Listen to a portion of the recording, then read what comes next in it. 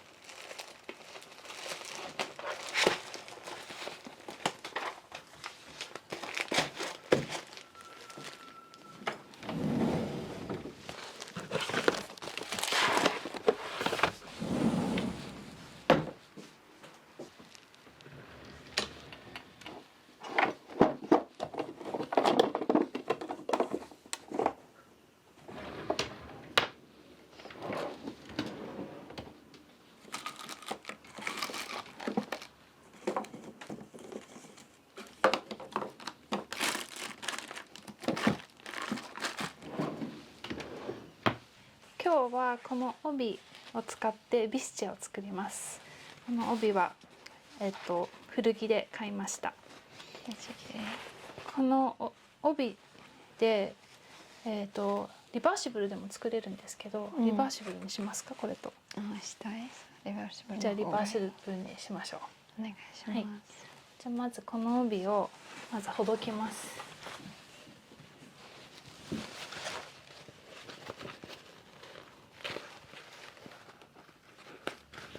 そういう感じか。最初のこの糸がほどけたら結構ガッといきます。使えないですよね、これは。使えるよ。これシルクだから。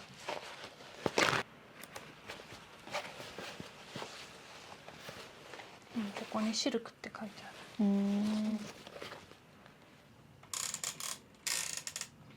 今からこの帯を1回アイロンかけます。この折り目がついてるので、この折り目をこうきれいに伸ばしてあげます。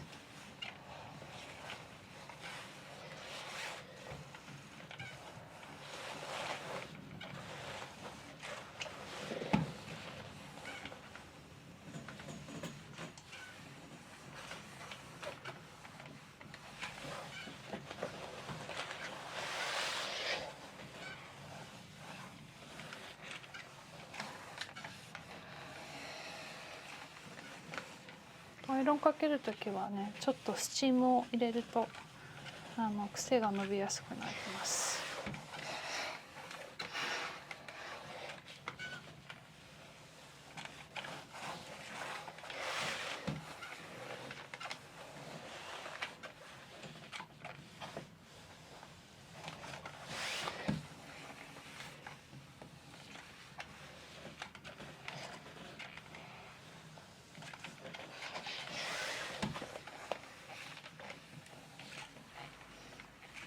これの柄のどこがこの体の真ん中に来るようにしたいかちょっと考えてみてください。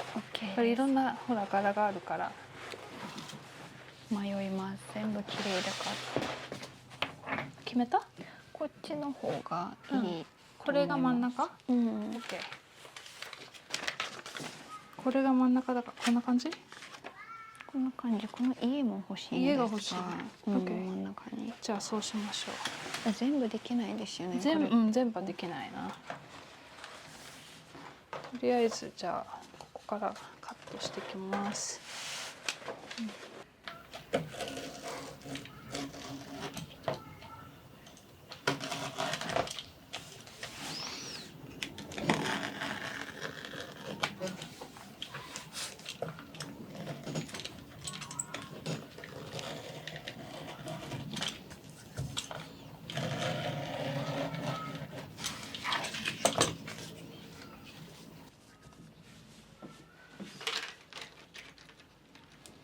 私もやってみたい。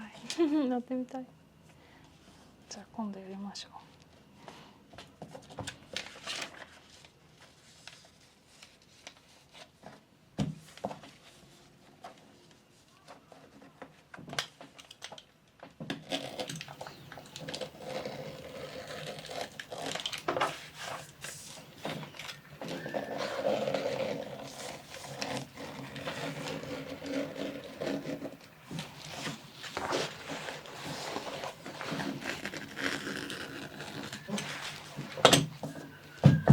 ここがビスチェの真ん中ね。次は横を切ります。この交互にかな。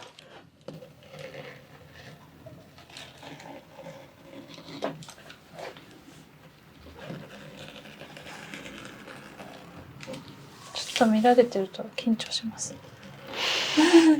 わかる。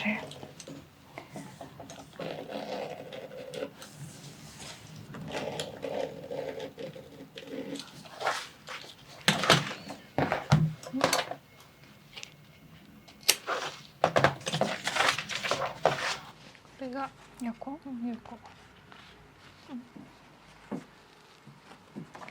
ごい色が好き。ね。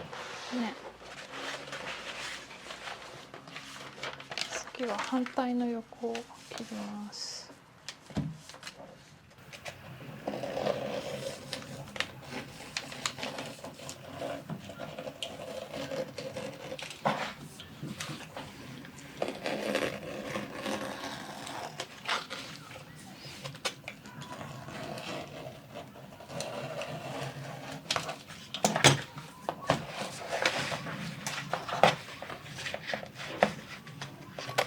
これは後ろです。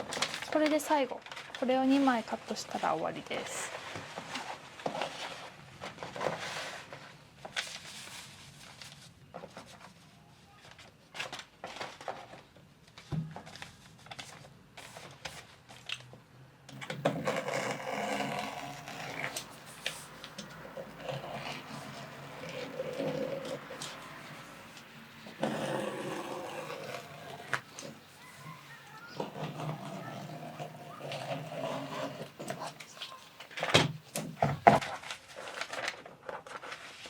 後ろね。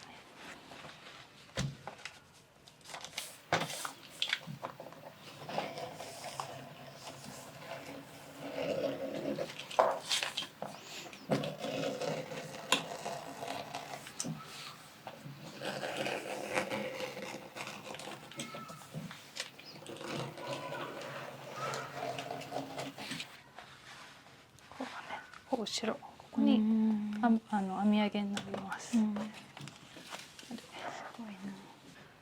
とこっちがリバーシブルの反対側のサイドなんですけど、どこがこう真ん中に来たらいいか選んでください。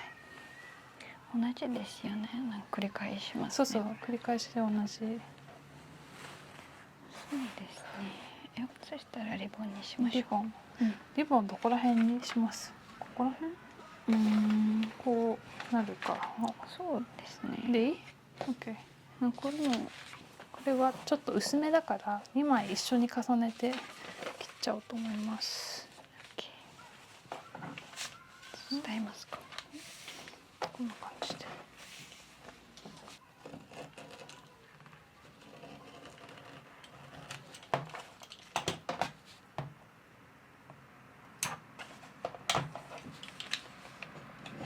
今のはノッチって言って中心がどこかっていうのをこう印付けします。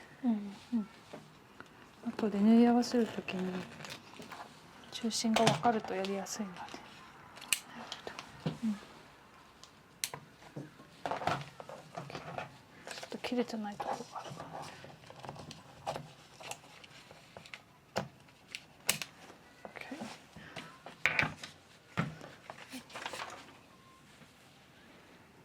かわいいね。かわいい。かわいい。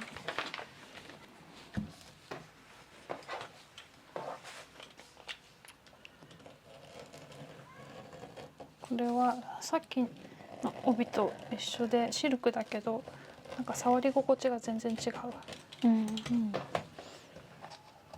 あと柔らかいです。シルクのもいろいろな種類がありますよね。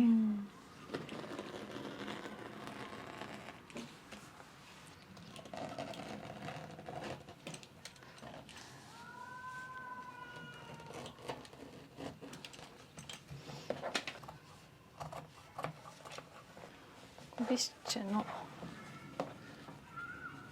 こんな感じ、前が。これめっちゃかわいい。これ切れちゃったね。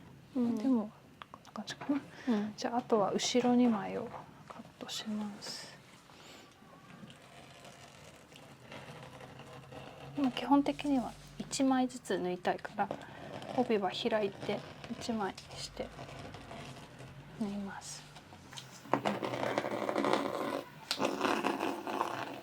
ありがとう。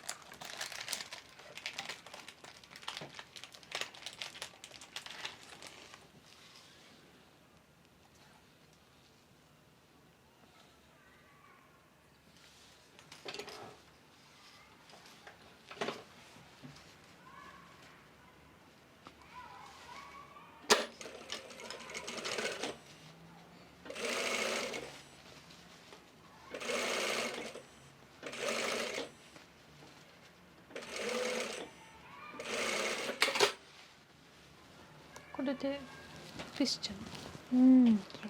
表ができました。これから裏もつけます。早いですよね。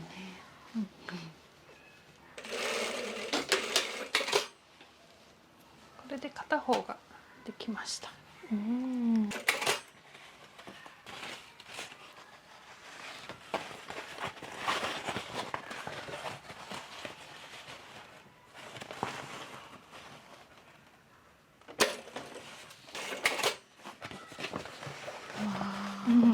ちょっと完成が見えてきました。すご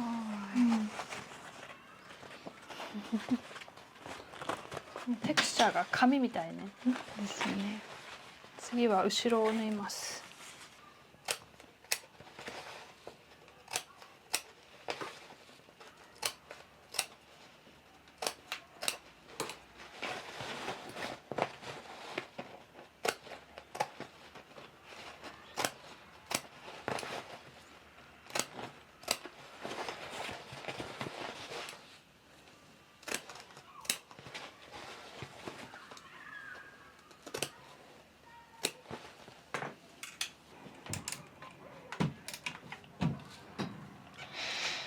そうさっき縫ったところの縫い代をノッチをカーブのところに入れて、こう綺麗に開いてアイロンします。絹のいいところは天然素材なのでアイロンするとピタッと決まることです。ポリエステルとかだとアイロンかけても溶けちゃったりとか、あんまりこう綺麗にピタッて開かないんですよね。そう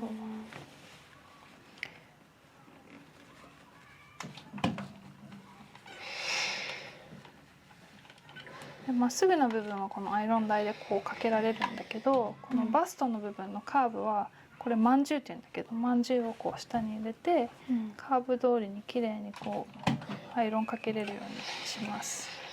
そうすると曲がってるとこでもこう綺麗に開ける。なるほど。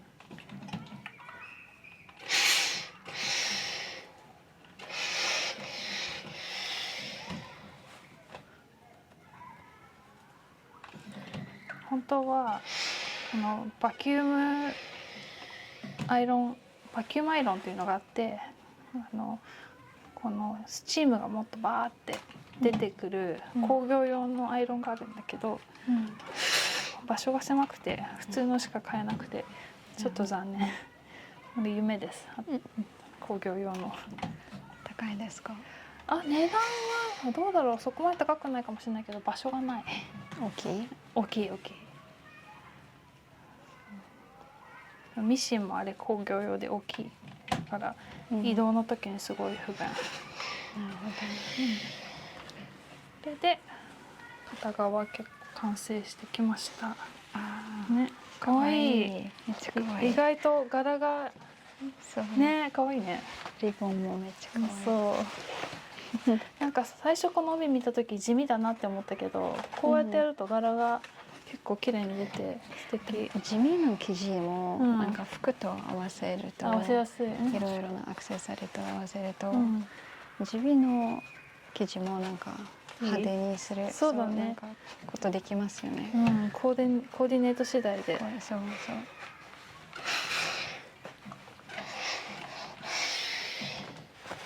めっちゃ好き。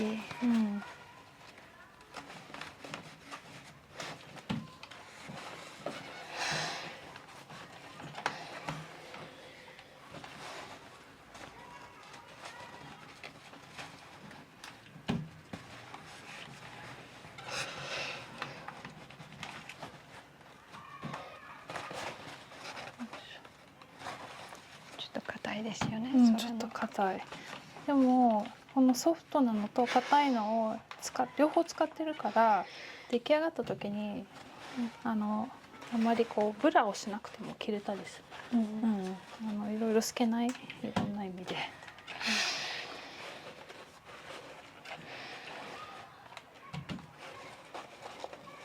これ折り紙みたい。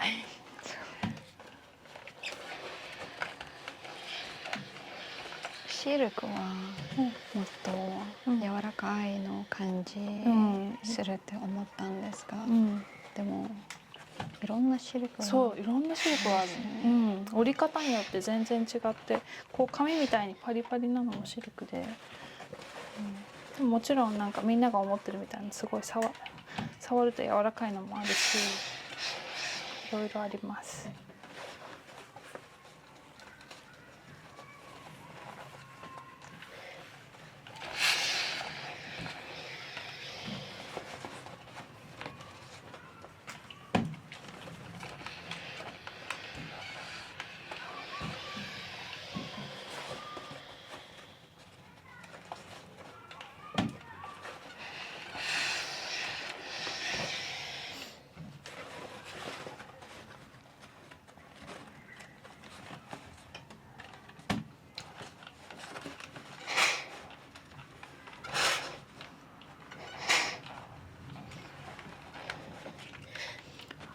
こんな感じ。